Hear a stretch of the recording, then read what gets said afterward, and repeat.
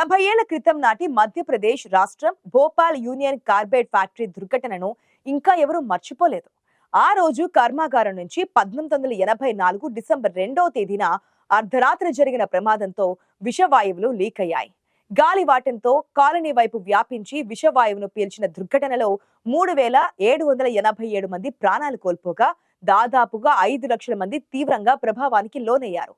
దాని బాధితులు నష్టపరిహారం కోసం ఇంకా పోరాటం చేస్తూనే ఉన్నారు. ఈ ఫ్యాక్టరీ నుంచి విడుదలైన మిథైల్ ఐసోసైనేట్ గ్యాస్ నీటిలో కలవడంతో అనేక విషవాయువులు వెలువడ్డాయి. వాటి ప్రభావం నాడు ప్రాణాలతో బయటపడిన మహిళల్లోనూ పుట్టిన చిన్నారుల్లో కూడా ఇప్పటికీ కనిపిస్తుందని అంటున్నారు వైద్య నిపుణులు. ఆనాటి నుంచి ఫ్యాక్టరీని నిషేధిత ప్రదేశంగా వదిలేశారు.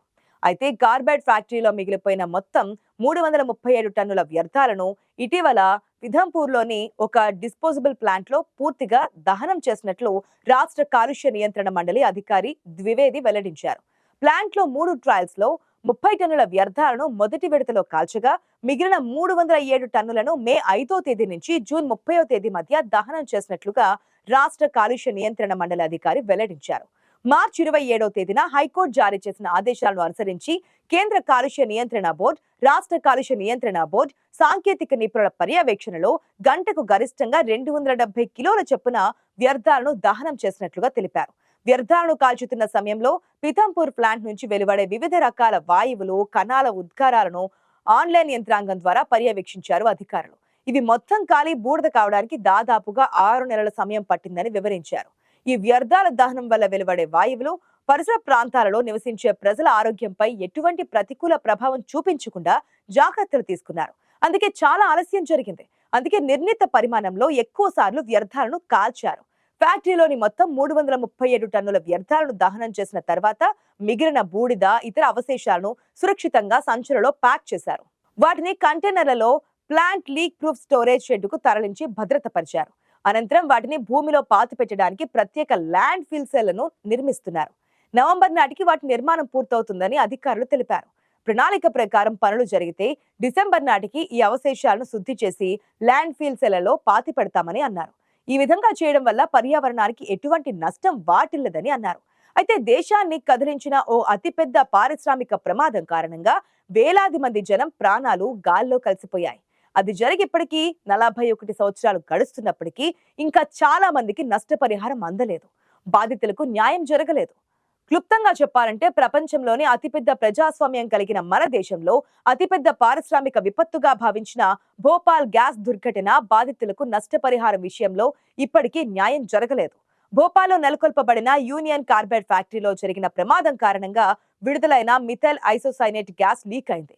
ఆ రాత్రి తమకు ఆఖరి రాత్రి అవుతుందని ఫ్యాక్టరీ చుట్టూ ఉన్న కంపెనీ టౌన్షిప్ క్వార్టర్స్ లోని ఉద్యోగులు, ఇతర స్థానికులు ఎన్నడూ అనుకుని ఉండరు. విషపూరితమైన ఆ వాయువును పీల్చి అమాయకులైన 10,047 మంది ప్రాణాలు గాలిలో కలిసిపోయాయి. ఆ ఘటన తర్వాత నేతలు హామీలిచ్చారు. యాజమాన్యం ముఖం చాటేసింది. కమిషన్లు వేశారు, కమిటీలు పడ్డాయి. న్యాయ విచారణలు, కోర్టు తీర్పులు వచ్చాయి. కానీ బాధితులకు మాత్రం న్యాయం జరగలేదు. ఈ బీభత్సానికి దాదాపుగా 4 దశాబ్దాలు పూర్తవుతున్నా ఇంకా వారికి నష్టపరిహారం విషయంలో మీనమేషాలు లెక్కిస్తుండడమే ఇక్కడ విషాదం. నిజానికి ఈ గ్యాస్ ప్రమాద బాధితులు ఆనాటి నుంచి నేటి దాకా ఎన్నో ఇబ్బందులను ఎదుర్కొంటున్నారు. ఇప్పుడెవరూ వీరి గురించి పట్టించుకునేవారు లేరు. చూస్తుండగానే తరాలు మారుతున్నాయి. మీడియా సైతం వీరి ఆందోళనలకు ముందు ఇచ్చినంతగా ప్రాధాన్యత ఇవ్వడం లేదు. అయితే అంతకన్నా ముందు నేటి తరానికి ఆనాడు ఏం జరిగిందో తెలియాలంటే మరోసారి ఆనాడు ఏం జరిగిందో పునరుచ్చరణ చేసుకోవడం అవసరం. యూనియన్ కార్బైడ్ ఫ్యాక్టరీ నుంచి 40 టన్నుల మిథైల్ ఐసోసైనేట్ గ్యాస్ లీక్ కావడంతో ఈ ప్రమాదం జరిగింది. ఈ ఘటన జరిగిన తర్వాత భోపాల్ నగరం అంతా ఒక్కసారిగా తీవ్రమైన ఆందోళనకర పరిస్థితులు నెలకొన్నాయి.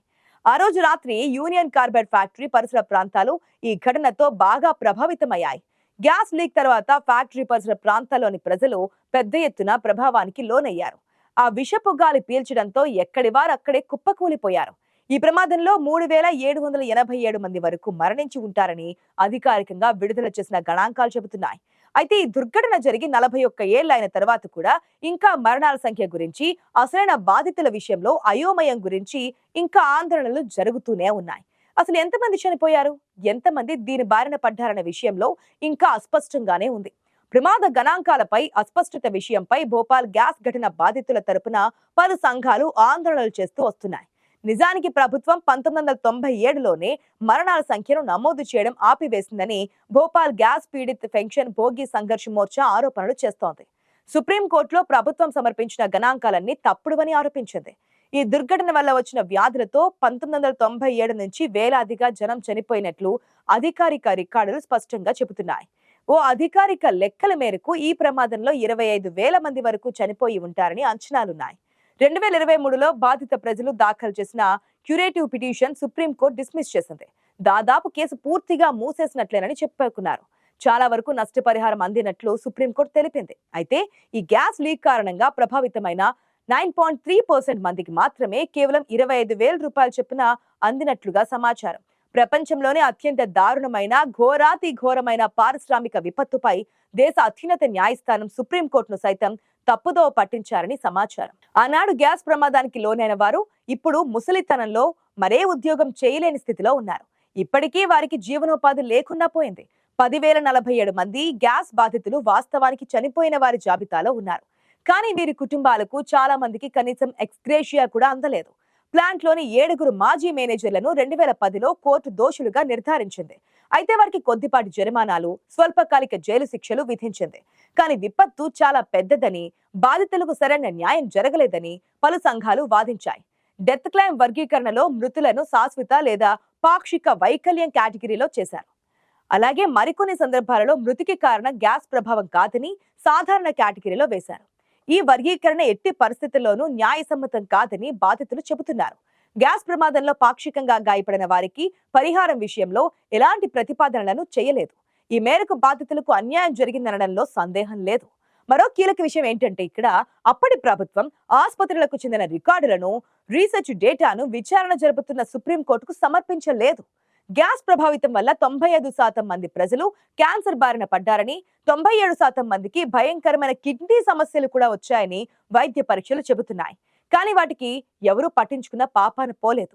అయితే నేటికి భోపాల్ గ్యాస్ బాధితులకు న్యాయం చేకూర్చుతామని స్థానిక నేతలు జనాన్ని మభ్యపెడుతూ ఉన్నారు. ప్రభుత్వం సరైన గణాంకాలను సుప్రీంకోర్టుకి సమర్పించని కారణంగా ఆ కేసును వీలైనంత త్వరగా పూర్తి చేసినట్లేనని సమాచారం. భోపాల్ గ్యాస్ బాధితులకు న్యాయం జరిగిందా అంటే పూర్తి స్థాయిలో న్యాయం జరగలేదని చెప్పలేము. చాలా మంది బాధితులు ఇప్పటికీ న్యాయం కోసం ఎదురు చూస్తూ ఉన్నారు. భోపాల్ గ్యాస్ దుర్ఘటన తర్వాత బాధితులకు పరిహారం చెల్లించడానికి కొంత ప్రయత్నం జరిగింది. కానీ అది సరిపోదని, ఇంకా చాలా సమస్యలు పరిష్కారం కాకుండానే ఉన్నాయని బాధితులు మరియు స్వచ్ఛంద సంస్థలు వాదిస్తున్నాయి.